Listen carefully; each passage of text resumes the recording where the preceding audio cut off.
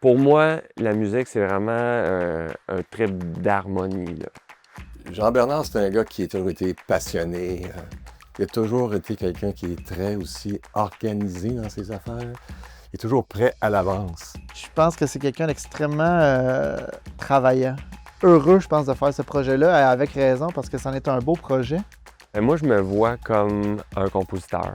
C'est plus qu'un musicien, plus que n'importe quoi d'autre qui est en lien avec la musique. Ben, je m'appelle Jean-Bernard Livernoche. Tout le monde m'appelle JB ou JB ou j'ai moult surnoms.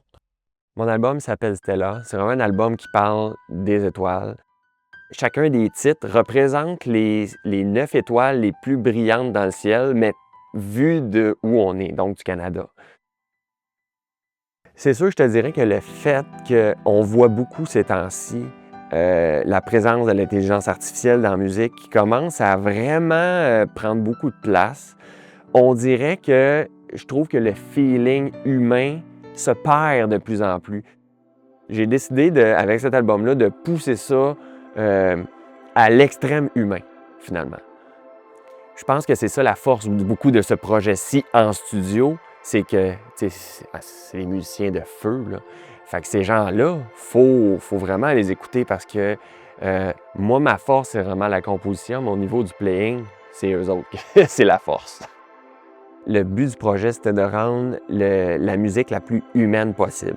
Pour faire ça, mon concept, c'était vraiment de dire, bon, on va enregistrer sur ruban, directement, live.